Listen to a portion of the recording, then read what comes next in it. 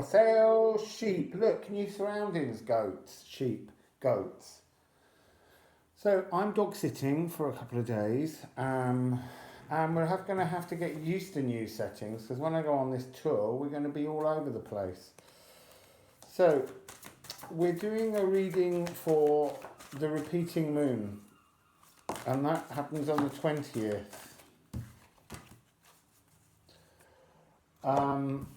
You've got 2 cards that have come out, but I'm so busy trying to talk to you still. So, there's a lot of new information that's come to me in a series of shamanic dreams yesterday, and I'm still a little bit stiff. But it's all good stuff. It's all to help us to get to the next part of the journey, because for a long time we've been heading towards this idea of the union between the male and the female within us, and that hasn't necessarily yet fully formed for most people, but it is there, it's in the environment. So now we need to know how we move forwards on the next part of the journey. So this moon is repeating because it was a new moon for the eclipse that went in front of the sun, and now it's the same moon in Cancer that's appeared again. So basically there's something you didn't see that you need to witness. So you begin with 2 cards. You begin with R, which is the shamanic healer, which is interesting since I've just said I've been on a shamanic healing. And then we have Loki, the giant adopted son of Odin. And Loki is the shape-shifting giant. It's interesting, the message that I'm getting from these 2 cards is the changing roles between the masculine and the feminine. But actually, Loki's appearance is like a form of divine masculinity. I know we talk of Odin and the gods in Asgard as being divine gods, but they were heavy on the aspect of the raw, and really in their version of Midgard, when they killed the giant Ymir and created the world from his eyebrows, William Vey, Odin's brothers, there was a sense that the world was Earth, Middle Earth that we live on, Midgard, was a place of chaos and distortions, but that's because that's how they created it. They made it that way. And Loki is often seen as the trickster, the shape-shifting, naughty giant. But if you think about it, he was adopted as a kind of form of imprisonment. You know, he's from the giants, the race of giants. They live a different life with different laws of nature. And it's time for Vanhemir, which is the other realm that we say is almost as good as Asgard, because actually it's better. So in the world of the raw male, we're always talking everything the wrong way around. So now we're on the flip side. This is where things start to get good. And the Vanir, the other gods, are taking their place. And it's like there is a form of Ragnarok, the end of... you see, it's interesting because I'm getting a message through now, which is when Baldur, he was the shiny one, the one full of light, they always say that he was killed, and that brought about the end of Asgard and the time of the gods. But actually, I think what it does is, it's not that he was killed. I think his loyalty changed. I think he saw the darkness and became lighter and went over to the Vanir.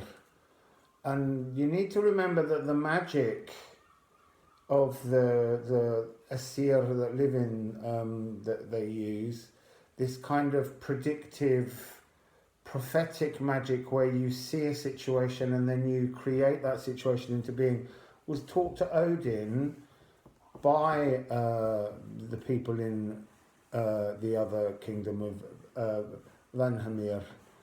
And so it's a little bit like running off with half the solution and playing it with the wrong energy. So that feeds into the energy of Dragon's reading the other day, where the divine feminine magic is still trying to be done with too much masculine influence. So let's have a look, Sheep, and go what it is that you didn't see. That was a bit of a... I need to rifle them. There's a bit too many cards to start with. I'll take as much as 3 really for this first bit.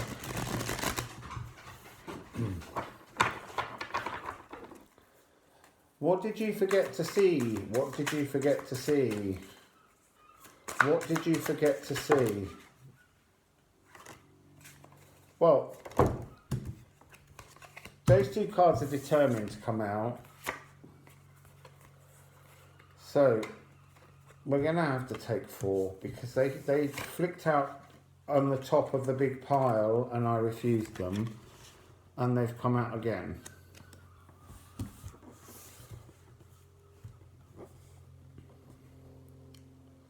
So we begin with the Devil and the 7 of Swords. So what did you forget to see? You kind of forgot to see the truth, actually, is what they're saying in my head. You forgot to see what's been stolen from you by the Age of Pisces. Opportunities.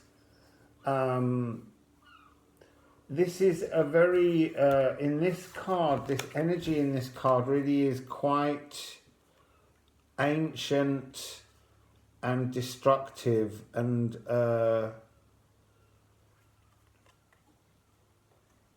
it's being chastised, it's being chained, it's being held back, and it's almost, you see, that's really interesting.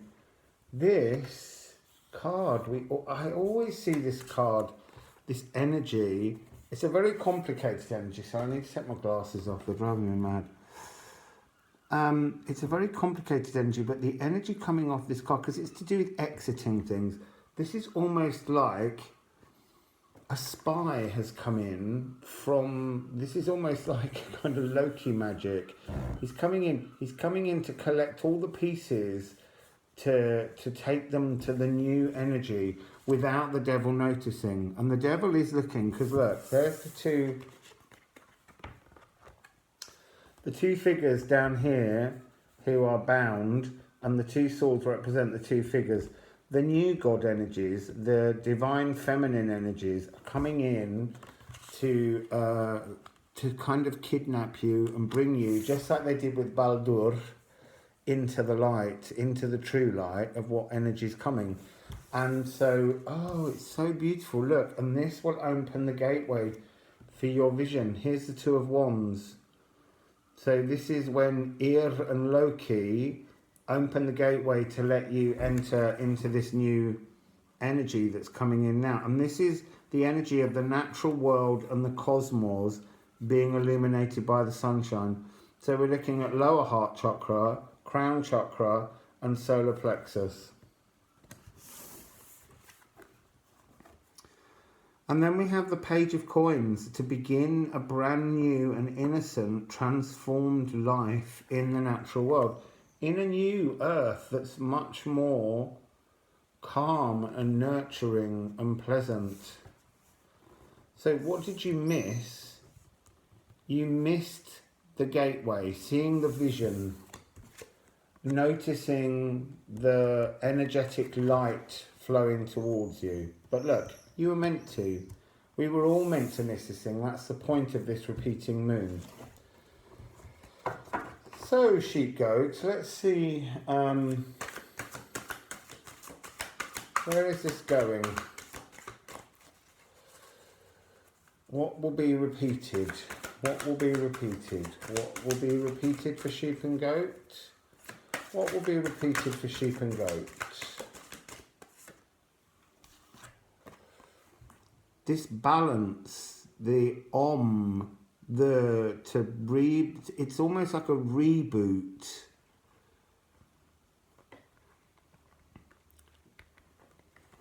So to balance the body's energies,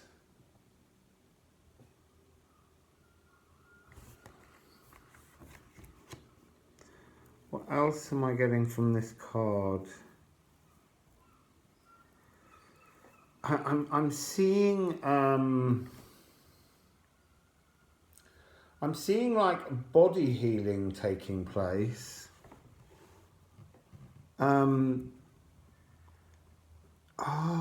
Okay, so this energy here that was created, Age of Pisces energy, as this devil's representing today, is all about trying to keep your bodies unhealthy. So governments, large corporations, it suits their agenda for their energy of greed to keep our bodies from truly healing, and that's not what comes as we move forwards. But this is Ir, and she is a goddess, and she's working on one of the Valkyrie. So the Valkyrie are the female warriors who Odin kind of calls in. It's almost like Odin has, like King Solomon's ring, a sort of a magic symbol, probably made by the dwarves, or the gnomes as I like to call them, and it's used as some kind of calling card energy to control the Valkyrie, because actually the Sidir magic that they use is so powerful, and that's why Odin wanted to learn it. And so it's almost like he's enslaving their energy frequencies to have things his way, and it's almost like the energy of his ring has died. It's no longer serving, and it's the beginning of Ragnarok for him. It's their time to leave and allow the divine feminine energies to move in. But it isn't that simple. I've been shown images last night to help us, but I can't just bring them out until the cards bring them out. So this balance, talk to me about this balance, please. What's being repeated with this balance? What's being repeated? A test, a commitment. Your commitment is being tested. So this is inevitable. This is happening, and it will happen regardless of how you behave. It's just how comfortable you wish to be as we move through this. So it's about how connected do you want to remain to the old universal laws that kept you trapped, or how you want to behave to the new universal laws that are now flowing, that allow you to step outside of what a lot of you easily understand as the matrix, but the frequency of Pisces. So once you step out of that, you begin to find yourself in a frequency of almost instant manifestation. You might mention somebody, then they walk past you. Sorry, I'm too busy. I need to focus on the cards. So, if our commitment is being tested in one direction, what do we need to focus on to get through the repeating moon? What do we need to focus on to get through the repeating moon? What do we need to focus on to get through? Show the world the real you. Oh, that's, you see, and that's the side I've put with Loki. So he's the shapeshifter. Inside you is the true you, is the giant you, is the massive energetic you that you don't show very often. So you need to find your inner frequency, and that's what I mean about stepping outside. You need to move into a frequency that's much more true to you. So can we please have, what what is it that is being repeated? What is actually being repeated? What is the energy that's being repeated that you need not to? What are you about to repeat?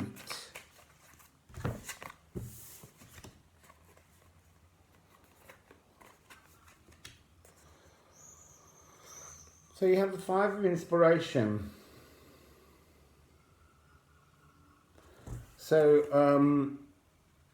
the Five of Inspiration is different aspects of femininity, moving from divine femininity, coming down, being emotional, being raw and sexual and being shamed so you can't look at yourself, and then just going, no, I'm stepping now into the now because it's my time and divine femininity is taking over. This is the promise, but to become into balance with the divine masculine earth grid, and that's partly our molecules, so to feel comfortable within our own bodies. And we have the 10 of voices. Oh, 8, 9, 10, 11, 12, 13, that's 13, that's the divine feminine frequency. Remember, 13s are key to this transformative period. I'm not saying we're going to a 13-hour clock, but you know, it's possible that we could decide eventually to go to a 13 lunar calendar again. So it's worth just keeping in mind that the 13 is the divine feminine birthing number, and we have the 10 of voices. This is an ending of endings, but it's like you don't end it. Why don't you end it? So I'm going to ask the 3 cards from another deck. So there's something you're clinging to. Why won't you let go of it? What is it that you're clinging to? What is it that you're clinging to? Why do you not end this? When you're given the chance to end this, why are you not ending it? Why are you not ending it? Sheep goat, sheep goat, sheep goat. Why are you not ending it? Because you still feel unhealed. So again, we're referencing back to air or ear. It's very difficult because there's so many different accents, so you kind of have to pick slightly how you wish to say these. So air or ear is coming in to do this healing, but you feel unhealed. Where do you feel unhealed? In the heart. So I am getting that sense of ego, Stockholm syndrome. Look, sheep, you know that your journey, sheep goat, is to go and rescue souls. You know, that's part of this journey forwards that you've got, but you're still clinging on to a kind of desire for a love that didn't form properly because it was part of this restrictive energy, devil energy. So age of Pisces, and you need to be healed and come into a balance point, but to do that you've got to let go of this love. Now that could be, it's that thing where you say, I have a twin flame and we're always linked together and we always will be, and there's nothing you can do to take us apart because it's written. No, it isn't. Nothing's set in stone in that respect. Everything changes. Nothing is permanent. It takes on different shapes. Loki. It takes on different energy forms. So you might say that, you know, I used to wonder about my ex and his new partner and think he'll see that that partner's not the right one for me. Because that's my ego telling me that he's made a mistake and that I haven't. And it's not that I made a mistake. I signed a contract before coming down here with him that he would allow this and I would allow this to happen. We would treat each other in exactly this way so that I could step forward and have my healing and move forwards to something much better. But what happens is, and the reason we don't let go is we tangle ourselves up in the notion of union. Now, you can either look at this card as you being tangled up, or you could look at this card as a spiritual journey where the crows, who represent spirit, and also in this respect represent Munin and Thuggin. I know that's not their names, but I just can't help the joke of Odin's crows being a little bit thuggish, because there's something a little bit kind of easy geezer going on with crows. They could be unbinding you. How do you want to look at it? Do you want to look at it that you're the victim, or do you want to look at it as you're the one receiving help? Because if you look at it as being the one that's receiving help, you get your divine epiphany and your molecules will start to heal. Because all the while your heartstrings are still locked and hooked into the heart of the person that doesn't love you, and you just keep wishing they would, then unfortunately you will remain in that disturbed, uncomfortable frequency of feeling that the world is stealing from you, and that spirit doesn't love you, and that things are being taken away. If you see every terrible, dark moment in your life, whether it be loss through death, whether it be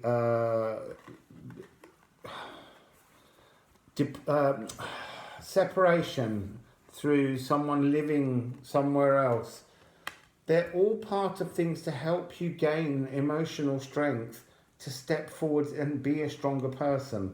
So that's what you're hanging on to. You're hanging on to pains in your heart that define you. And you don't need them to. You need to cleanse them away so that you can move forwards. So what is the pathway forwards for you? I'm going to go with, I'm going to take the Mystical Shaman, which hasn't been in these readings for this moon at all yet. So what's the energy that they need, please, to move forwards? What's the energy that they need, please, to move forwards? Do you know, I was expecting one card in particular here, and it was what I mentioned earlier, saying I couldn't mention it until it comes out in the cards, and it's come. So this shamanic journey I went on last night, to bring up some new information for us, it is now already needing to be shared with you. So many paths. There are many, many, many paths. I can tell you all of this, and it might not be your pathway. So you don't need to concern yourself. You need to find the pathway that most sings beautifully and synchronistically to you. You don't have to do anything anybody says. You have to choose your own pathway. And in this card, which you might not see today, there is a figure forming. Now, this figure, this divine balance of masculine and feminine energies, is missing, oh my goodness, that's so beautiful, is missing its third element. Okay, so we can take our divine masculine molecules, we can pull down our divine feminine consciousness, and we can root it into the earth, but that's an incomplete frequency. It's not all of the pieces in place. So the remaining piece of divinity, and it's coming from the Andean cross. The Andean cross is the source of all energy from the cosmos. It's the galactic center of the universe, and it has a missing frequency. And this is card 7, so you get 7 and 2 is 9, which is the divine frequency. So you take this sense of union to masculine and feminine energy, and what's the part you add? The child. Your inner child, your laughter, your joy, your pleasure. And I realise now that that's been the kind of secret message that Spirit has been pushing through me when I channel these readings.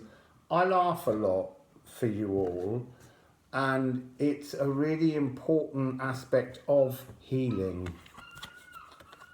It's really important to connect with the child, because what happens in this world that was run by the raw masculine energy is they damage the child so that the child neglects to laugh.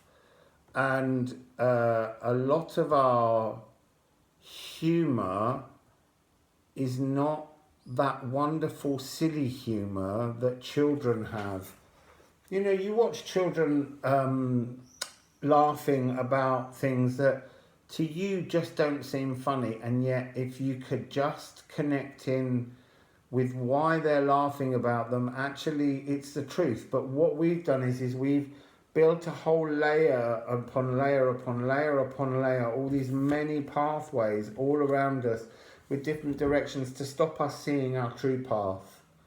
And that's what we need to be finding. That's how we go into our epiphany. And I want to say that it's our inner child that needs to come down these steps, sheep goat, to come back and to greet us. So I could very easily add another card to this, but I think focusing on this child that we need to connect with, our laughter, it's a child that's not innocent. It's not the innocence of childhood, but it's wisdom. And this card, there's moon phases all over this card, and she doesn't look like she's laughing. So you need to rescue her, because at the moment she's wounded inside most of us, and we need to get her back out, and we need to get her smiling, or him, your inner child. But the point is we need to connect and we need to laugh. It's interesting that within this reading I'm not laughing, but that's because you need to feel that energy. Okay, sheep goat, and that's going to help you on that journey to rescue other people and then connect with your original soulmate. Okay, so hope that helps, and wassail.